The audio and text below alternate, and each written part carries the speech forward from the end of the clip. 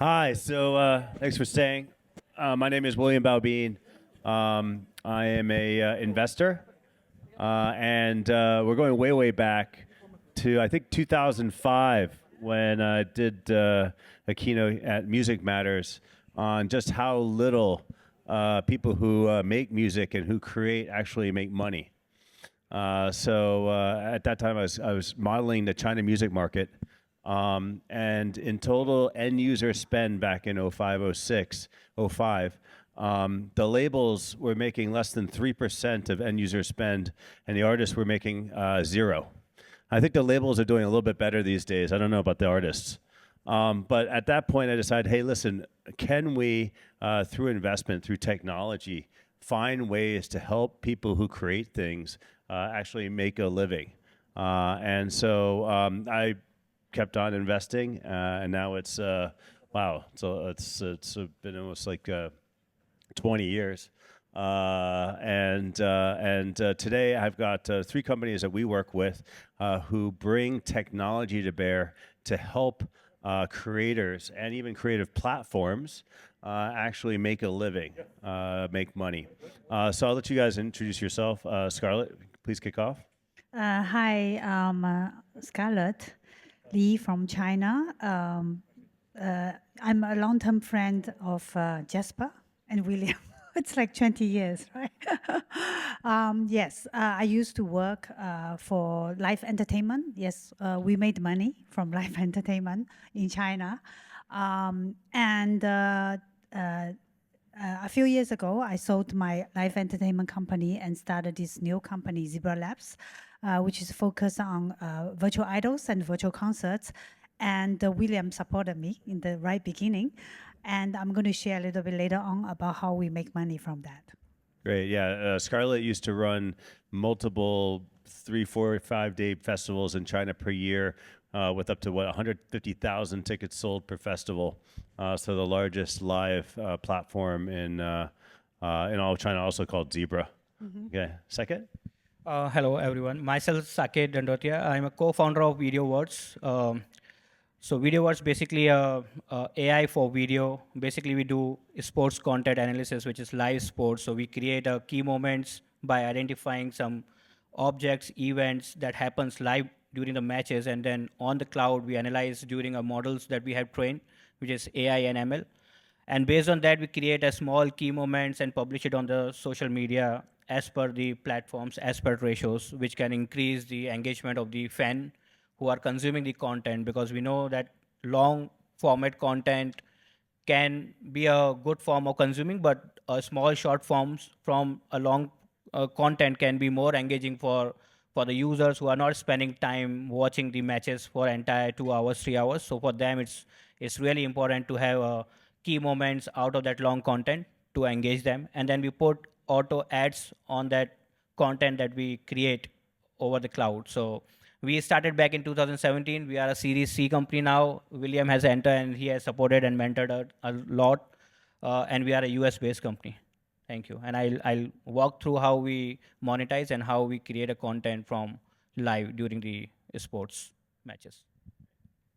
All right, good afternoon, everybody. It's great to be back at All That Matters. I think the last time I came here was in my previous job with Twitter, where I looked after content partnerships. Prior to that, I was working for various studios for the last 15 years. So, like William says, I definitely have a front row seat in terms of the pains and tribulations of trying to monetize and continue to be relevant as far as media platforms or creators are concerned. I'm here today representing Bounty Media. We're a fairly new company, but pioneering in the zero-party data space. So really helping brands acquire consumer data at scale, and where we feel we can be of instrumental value to creators of any kind, whether it's an individual or a multi-billion-dollar media company that's been around for decades. We can give them not only help them in their journey with monetization, but also just through the other major strategic KPIs like engagement, and also just having a better real-time understanding of their user in a trusted, transparent manner. So yeah. Great. So we'll just kick off with models. So models like ways to make money. You have a lot of traditional models, advertising-based models, or live models where you sell tickets. How do you think the last 2-3 years or the last few months have changed the models that are going to drive the creator economy or the content economy going over for the next hopefully few years? Scarlett, kick off. Well, I really have a very first-hand experience on that because I used to run Channel V, which is a music channel, and it's very simple. As you know, we create all these contents on television channels, and then we make money on the sponsorship and advertisement. And then I went into the live entertainment, and as William said, mostly we generate our revenue from selling tickets. And now we have entered a different time. I think the most take I got is we are media people, right? Whether it's live entertainment or Channel V. So the media people think about eyeballs and sponsorship. But today with the tools of TikTok or in China is Douyin, the major promotion, the major way of generate revenue on these short video platforms is in China, not yet overseas yet, but in China is live. We call it live cast e-commerce, 直播带货 in Chinese. So that brings the media or content people like us, IP, directly to the products. So we are actually selling products rather than going through an intermediate and generate more revenue. So I think we have now much closer to the product than before. Rather than a media, we are not a media anymore. We are like IP ourselves and generating products like Disneyland, inside the Disneyland. So this enabled us to create IP with multiple revenues. We can still be an IP and generate advertisement, sponsorship, but at the same time, we can sell products.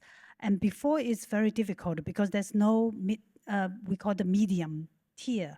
And TikTok, and I'm not promoting for TikTok, but TikTok or Douyin in China developed a super system for that. And to be able to do that, you need to have a very good, how do you call it, like e-commerce system, from factory to the delivery to end-to-end service.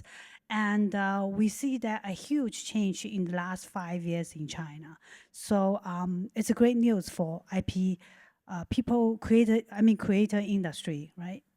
Yeah, I think we all know like YouTube and the platforms, they put up the content, they bring the audience, but they keep all the money. Yes. And the creators get pretty much, well, not very much. Yeah. So Saket, you want to kick in? So I'll just add on with respect to sports industry. So we need to understand who, what, and how the users are consuming the content. For example, like what they are consuming, which platform they are active on, and how they are. Is there something which is technology enabled, or they are sitting live during the matches, sports? So all these parameters are very important to create a content and deliver to the right platform so that users who are engaged with that platform and with their interests can be more leveraged on. Because, for example, broadcasters and OTT platforms spend a lot of money buying the content, but what if that 3 hours of the live match they are not able to attract more and more fans? So for them, it's very important to enable that content with AI.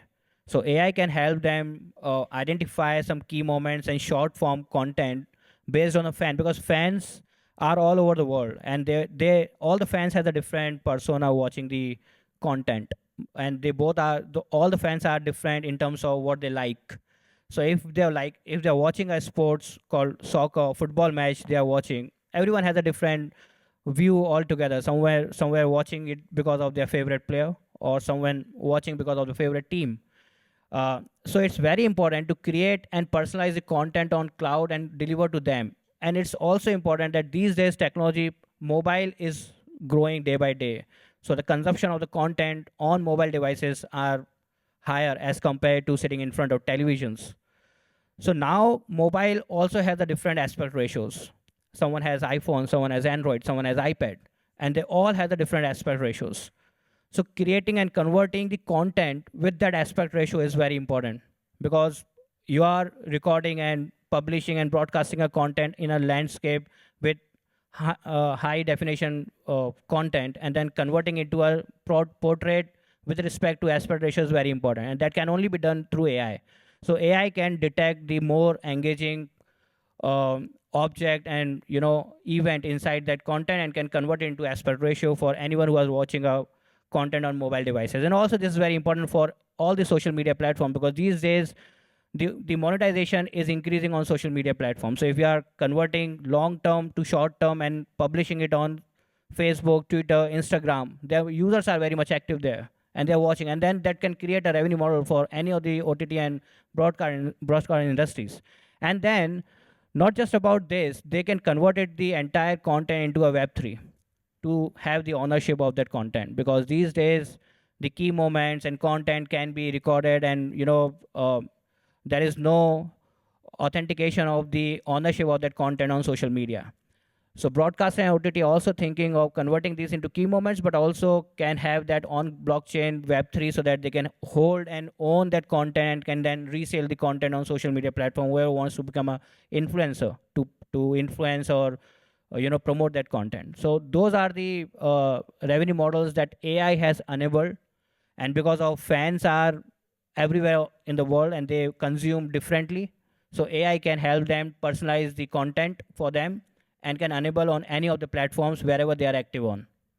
So the phase one is you're using generative AI to take sports content and automatically edit it into clips that are personalized to the audience in real time. And you guys are basically one of the only generative AI companies in the world that's profitable.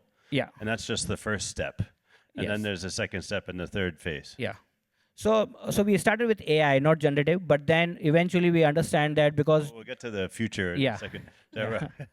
Sure. So from my perspective, having been in the APAC region and kind of working on distribution and developing partnerships in business over the last 15 years, rolled out all the different types of monetization models, whether it's transactional, digitally ad funded, subscription, and they've all had the pluses and more minuses than pluses, and it's been really tough to scale. As I'm sure a lot of people can attest to.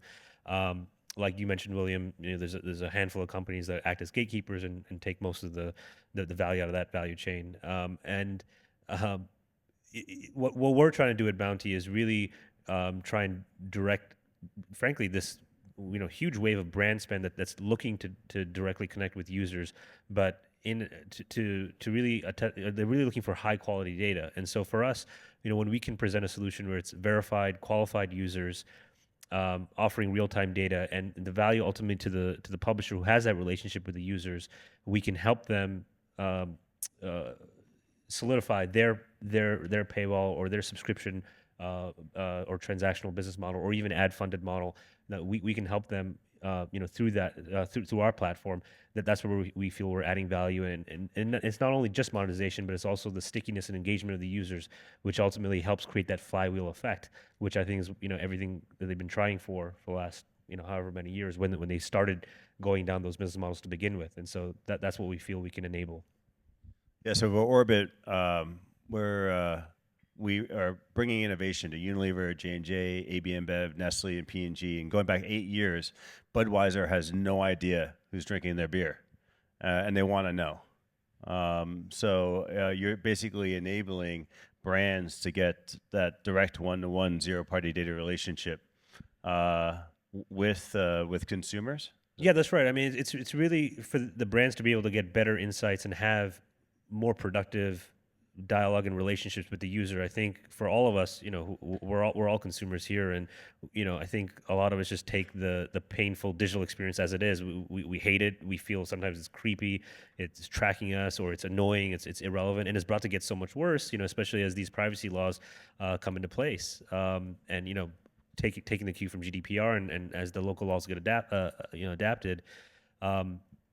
Certainly the ability to track, or as we enter this cookieless world, it's going to get harder to track, but that means less relevant ads coming in our face. And so what we're trying to do is go the other way and say, okay, let's put the consumer at the center of it all. Let's empower them with their data. Let's let's make sure they know what they're sharing in full transparency, and they'll happily do it. If there's a fair value exchange, which is how our business model operates, and that's where we can bring publishers and creators into that ecosystem so that they can benefit monetarily.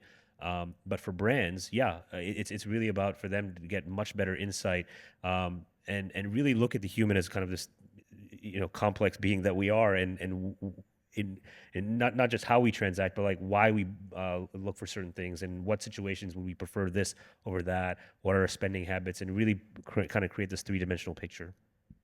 Great. So let's turn to technology. So technology is really changing things increasingly rapidly.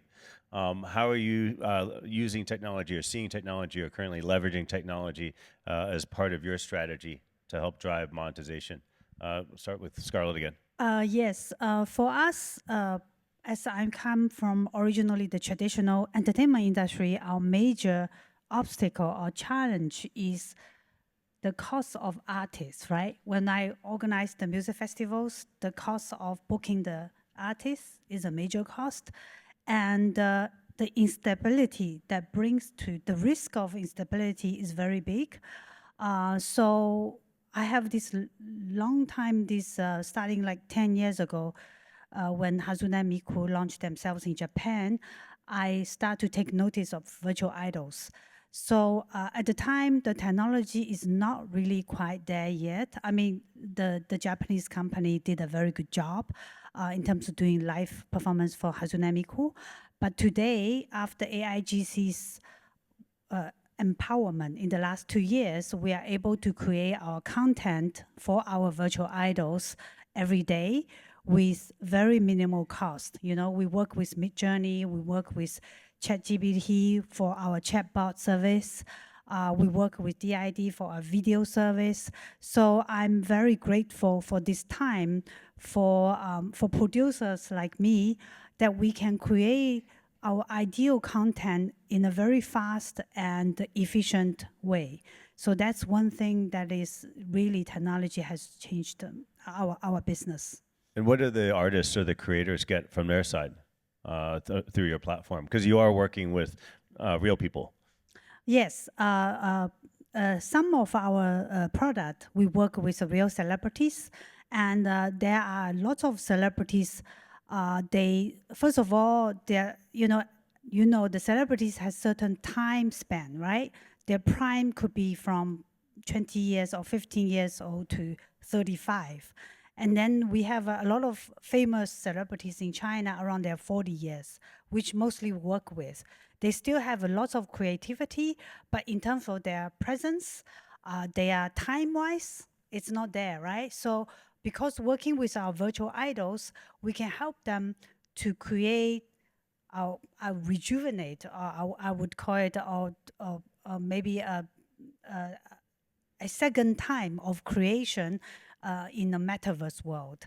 And it's also something really helpful for the artists as well. And at the same time, some artists, they have many different talents. So they have one personality in public, the artist but then they have another personality. Let's say this artist does the Korean artists. They have this, the BTS style, very pop style, but then some of them have very other interests in doing another kind of artwork. Let's say they want to be a painter or be we call it world music, but they can't do that on their personality they've created already. So they can create a second personality of themselves online in another community. So we help them to bring that out as well. So that's really help for their basically their creativity. Saket, could you talk about how you're leveraging Gen AI to unlock? So the client that we are working for is OTT and broadcaster, and for them the only one thing very important is to deliver the content real time over the cloud, because the latency issue, if then there is a big issue for broadcast and OTT. So what are some of the names? Names: NFL we are working with, Hotstar, Z, Sony. We did Olympics. We did FIFA. So almost all the major leagues that is there in the world. So we are covering mostly all of them. Um, so for every client, there is one important aspect that they wanted to, because they cannot destroy or create a lag between the fan engagement who are consuming the content. So for them, it's very important to have the content deliver fast. So now the content coming up from broadcaster to our AI server. So we need to make sure that models that we have, whether it's AI, whether it's generative AI, that has to process it real time and send it back. So we don't have much time to take the content, process it, and send it back. It has to be done real time.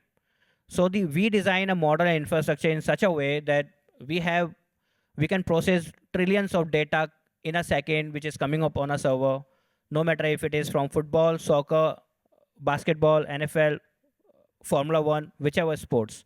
We connect that directly to a model which is on cloud, which is on GPUs, to the right machine, process it, and send it back.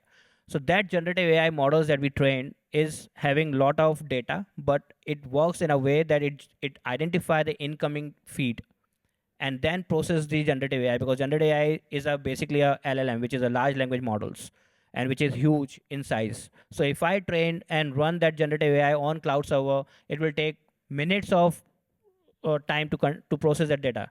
So we need to identify the incoming feed and then connect it right through that generative AI model and send it back. So that's the USP of Videoverse as of now, and that transformed the overall business of all the OTT and broadcasters, because they are receiving the content real time. And now to monetize it, they can put any ads, because we are sending them that, hey, this is Nike. You can put Nike ad, whoever your brand is, put right away real time. So that's a ad placement real time. That's one of the monetization. Second is to, hey, we are giving you a key moment, publish it on social media, you will get more engagement. So that's a two monetization way. Third is, obviously every coaches and player wants to know how they played, where they have done a mistake, can then be trained better. So we do a big data analysis on live matches and send it back to the team and coaches, so that Cristiano Ronaldo has done something wrong, so that coach can personalize the training program for that particular player by having a big insights of Videoverse that we are sharing. So there are 3-4 different monetization way that we have created for OTT and broadcaster, and that's how the generative AI. But for all of this, the server infrastructure has to work real time and fast. That's where our expertise is. Thanks. Rahul, can you talk a bit about tech, how that's driving you guys? Absolutely. So we use technology in several ways to kind of really create a frictionless and relevant and productive experience, not just for the consumer, but for the platforms we work with, and also the brands. So, we deeply embed ourselves with our platforms, and so that we can capture the consumer when their interest level to do a survey, for example, or offer their data is at its highest, because they want to consume a certain piece of content that would otherwise, normally should be behind a paywall, or they'd have to pay for, and that's where normally you would lose the customer. So we try and again, their interest level is high, but the willingness to pay isn't necessarily there, and we can help solve that. More importantly, through our algorithm, we offer a way to offer the most relevant ad. In the relevant brand ad in front of that user through a qualification process and an algorithm, so that, for example, Scarlett will see an automotive brand, Saket would see a male grooming brand, I would see maybe a childhood nutrition brand, because that's something that I've been qualified for, and I'm directly relevant, interested in, and so that delivers the ultimate value to the brand. And then finally, it's just through our platform, we're also able to allow users to get access to what data they've shared over time. But more importantly, we're able to collect tens of thousands, even hundreds of thousands of data points in real time, that the brands and platforms can see what's actually happening and what answers are being given. So just as an example, one of the biggest research companies in the world just put out a survey that had over 23 countries, 17,000 data points. That was the entire world. Just over the last few months, we've done 40,000 data points in Indonesia alone, offering deep, not just the breadth, but also the depth across shopping habits, both offline as well as online. And so having those type of insights, those quality insights, while also delighting users with the rewards, has just been a win-win-win across the board for us, and technology helps that. So, Scarlett, if you are successful, looking forward, like, of course you will be, but 2, 3 years from now, what does the future look like, especially for the creator side or for the artists? What do you think will happen?